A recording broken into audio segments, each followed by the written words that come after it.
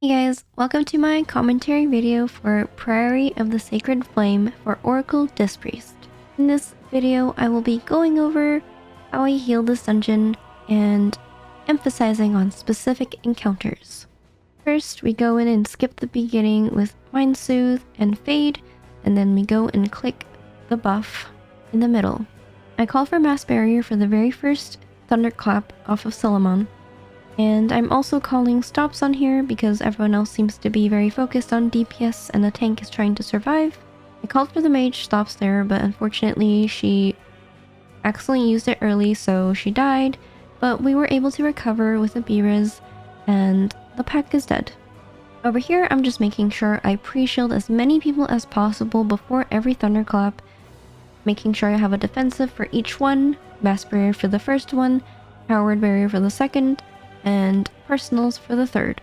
I have my paint sub ready for the tank because this pull is very rough on the tank, but we did not end up using any of them, so I still have 2 paint subs left for this pull. For the Lynxes, it is pretty easy to get rid of the debuff as long as you pre-shield people. Unfortunately, I did not pre-shield myself, so it took a while to get rid of it, but how it works is if somebody gets topped, their bleed gets completely removed. However, Chainmail's bleed, you just basically have to dodge it, and if the bleed gets applied to you, you basically have to just live it until it's over. The best thing you can do here is to pre-shield as many people as possible so that if anybody gets jumped on by the Lynx, you are able to heal it off immediately. I pre-shielded the mage there, but unfortunately I got leaped on.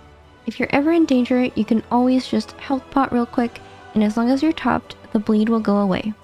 We were able to dodge that lunge over there, so we stopped taking damage.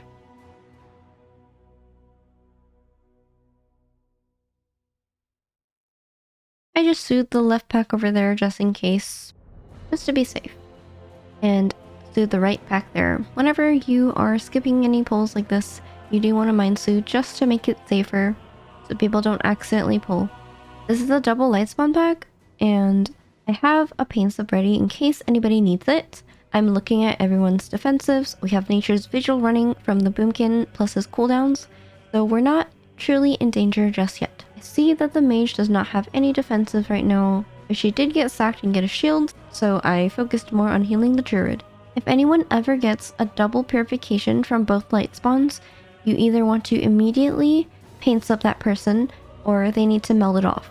You can't live both with nothing. As you can see, the mage just got that purification there with pretty much nothing, and she almost died. So you definitely can't live two. For this mini boss here, I put down Powered Barrier for the very first Reflect Shield because it can be very deadly, especially if your DPS are pumping, they can actually kill themselves. Especially the mage. So here I make sure I have my ramp going for this Reflect Shield. I'm watching the tank as well. The neophytes really hurt the tank, so up until they're dead, the tank will take a ton of damage. I just sent a paint slip on him right there, just in case. Here comes another Reflect Shield. I'm just being very careful, watching every single person. The druid's killing himself and has the bear form, but I was able to apply a huge shield on him so that he could live.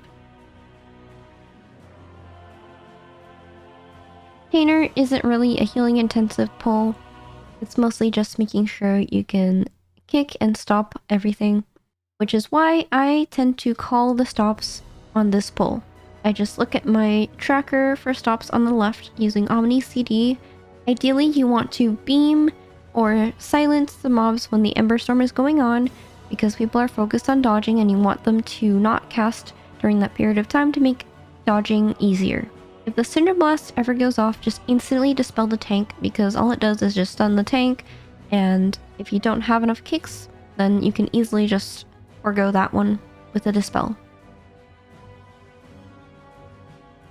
This is another single light spawn pack, but it is way easier to heal as you can just hold your penance and your power word shield for whoever gets the purification. I nearly die here, but I health pot and was able to save myself. In hindsight, I probably could have just melded just to save my health pot for the next pull.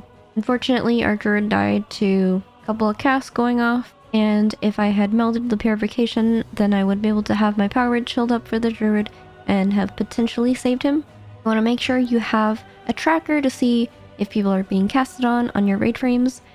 That way it'll make it so much easier for you to pre-shield whoever is about to get casted on. So here we pull the links back into the boss, but we CC'd 2 of the linkses and one of the sharpshooters to spread out the funnel damage for the mage. Make sure you prioritize dispelling the tank immediately on the judgment. It does hurt them a lot, and this is a very scary boss for the tank. I always try to save a powered shield for the mauling and a big ramp for every radiant. Whenever you have extra powered shields, you can shield your tank to help them stay ahead on self-heals, because most tanks cannot self-sustain. The links came in and jumped on the druid, so I made sure to top him off so the bleed would go away right before this radiance. And here I have premonition of clairvoyance plus my powered barrier, so we are very safe. I got bopped on that leap right there, which is really nice. The scary ones you want to look out for are the ones that overlap with the radiance. So this maul goes right into the radiance, but not exactly overlapping, so it's not too scary. I use my premonition of insight, and we also have darkness here. I'm alternating between shielding and smiting depending on how evenly spread out the damage is. Here comes another radiance. I sent my pet on this one, so I should be very strong. Also have my premonition of solace, which increases my healing done by a ton. I send my tank a paints up there because he definitely wants to save most of his own defensives for the pull after, since that one hurts the tank a lot. So towards the end of this fight is when tanks really need the most attention. I see one more radiance going out, so I send my mind blast and my radiance with my full ramp. People do get kind of low here because I also don't want to use my own CDs for this. I send the tank a paint up on opener just to make sure his gathering is smooth. Make sure I have my Shadow Word paint up. Make sure I have my Flash Shield DR, and then send my Mind Blast. Make sure I have my Fade DR, and I'm pretty much just smiting right now, pre-shielding as many people as I can for each AoE. As you can see, whenever I'm pre-shielding people, I can stay very far ahead. It does get a little spooky when I don't have any pre-shields going into the tolls. As you can see, people get kind of low. I try to hold my penance for right as the toll goes out so that I can top people right at that moment. It does get difficult tracking people's defensive sometimes, so I rely on either telling them when to defensive, or rotating my own defensives, or reacting to when they wall. So if I see that the druid pops spark skin, I will just not spend as much healing on them because I know they're safe. I decide to send my uppies here just for the big shield that it provides. And here I have my premonition of clairvoyance, so I have a huge ramp coming up and I immediately top people off. As you can see, I held my radiance there and used it right after the AoE went off so that I would top people immediately. You don't want to waste any healing at all, even your radiance and your penance. So basically the key here is to make sure you have as many powered shields as possible out before the AoE happens. So here I have myself pre-shielded and I have my Flash Shield DR up. I send my pet here and my ramp getting ready for the AoE. I have my Fade and my Flash Shield DR, so I know I'm safe. I didn't have anything for the druid there except for Paint Slip, which I could have used, but I genuinely didn't think I needed to because I thought that we still had Mass Barrier and the druid still had a renewal. That was a miscalculation on my part, but he definitely could have stayed alive if either of us had used anything. So here I have 2 pre-shields back out. I know that I'm going to have to focus heal on whoever does not get the pre-shields. That's why my cursor was on the mage there. I always pre-shield myself so I know I'm safe for sure, and I focus heal whoever isn't getting pre-shielded. Setting up my Mind Blast before that AoE. You basically just want to send your powered shield on cooldown and hold your penance for either offensively sending it after each toll, or if somebody is very low, you do want to defensive penance that person. For this boss, same thing. Before every castigator shield, you want to make sure you pre-shield as many people as possible. I didn't pre-shield the druid here, so I know he's in trouble. I am soaking one here because we don't have a DK, and I have my permanent 20% DR from my Flash Heal and Fade talent. So to be honest, I'm probably the tankiest person in the group to do the solo soaking. Once again, I have double pre-shields out. About to put a third one out, and Druid does not have one, but I apply Atonement to him. Paladin is doing all 5 soaks here. I make sure I have everyone HP monitored. Ideally, you want to send a full ramp for that 5 soak, but I didn't get it up in time, so I was hoping that my shields would cover. I definitely could have made the healing way safer there, though, if I sent my full ramp with my Shadow Fiend. Once again, I am soaking one myself, and I paint up the tank because it looks like he's in trouble, soaking 2. If you're playing with the DK, they can pretty much do all the 5 soaks themselves. You might need to paint up them on the second 5 soak, but other than that, this is how we did it without a DK. Everyone needed to soak one, and I'd put barrier down. We had a darkness as well, and I send my ramp. With some cooldowns, we're able to live it. On this boss, feel free to send more defensive penances, because how the double penance works is if you send it on an ally, the second bolt will go to an enemy. If you send it on an enemy, the second bolt will go to a random ally. But because there's only one enemy, then you know for sure that your second penance bolt is going on the boss. So you don't have to worry about which mob you mind blasted. You mind blast the boss for sure, and even if you send defensive penance out, your second penance bolt will still go onto the boss where it is buffed by the Shadow Covenant after your mind blast. Once again, we have to soak as a group, and I don't have any premonitions here. For some reason, I might have used it earlier, but I did have my mind blast ramp, at least. I probably didn't need to paint up myself, but I did it just in case. That was my first time healing it without a DK, so I didn't really have a good plan going into that, but I definitely could have played it better.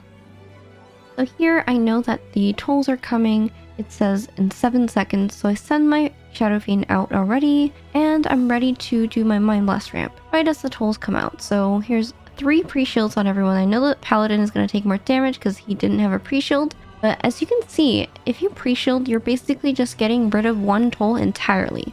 So I only had to heal the second one back up because the first one got completely mitigated by the powered shields. Here I am again, pre-shielding. One of the Paladins is dead already, but I'm able to heal up that one toll very quickly just because I have a bunch of pre-shields out. So for the Paladins, name of the game, once again, is throw out as many powered shields as possible before the first damage goes out.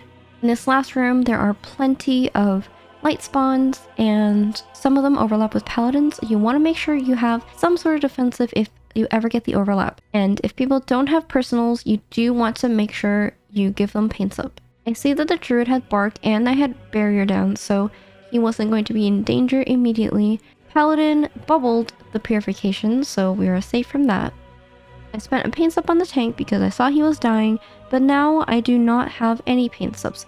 So if we get a Purification here, it is very, very dangerous. The mage dies. She did have her Greater Invis, but probably didn't react fast enough. If she had used it, she probably would have lived. And on top of that, we had Footmen exploding and overlapping, so that was way too much damage. Here, I paint up the Paladin because he had Footmen dying, Toll going out from the Paladin, and Purification. So that was all 3 overlaps going on. If he didn't have a paint slip, he definitely would have died. I'm just getting my drinks off as much as I can here, so I don't waste time having to drink. I put up my Flash Heal and Fade DR to make sure I have that 20% DR, and Power Chill myself for the Purification. And I'm topped for the toll from the Paladin, so I'm very safe here.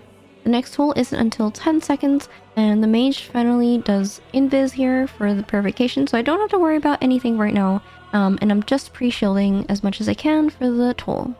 There's one more Purification going on the Paladin. He uses his Shield of Vengeance, so it's not too bad. I Power Word Shield him as well. That was actually really close. Just eating one Purification with no defensives is a lot of damage. Power Word Shield him again. And I don't have any penances right now, so I'm just literally flash healing him. But ideally, you want to make sure you have penances up for the Purification. On opener of this poll, once again, name of the game is pre-shield as many people as possible. I throw out my Shadow Fiend first, and then my Premonition, Radiance. I actually did not Mind Blast. I don't know why I didn't throw out my Mind Blast first. I just probably forgot.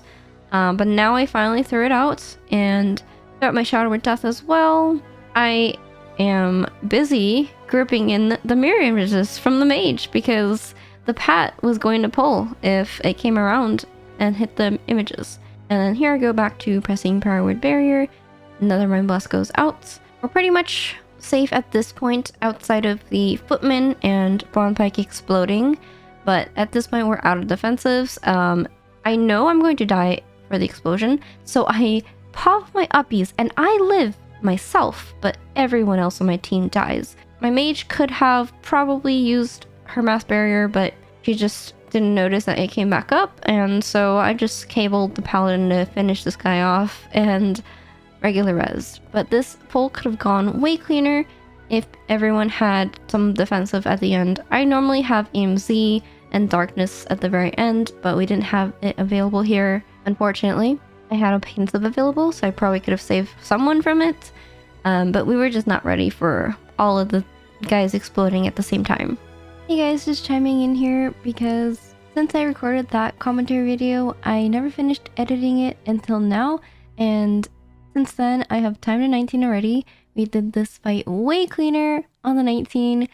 I ended up saving my dome, darkness, and mass barrier for the very end when Braunpyke exploded with all the footmen. I found that was a way better way to do this fight, so if you want to go check it out, it is up on my channel now. But sorry to interrupt, I just wanted to let you guys know that I'm not perfect and I make a lot of mistakes. I'm still learning, I'm still getting better, and since the 18, I have definitely gotten way better. You can also check out how I heal the 5 paladin pull on a 19, and it is way cleaner than the 18 was for sure.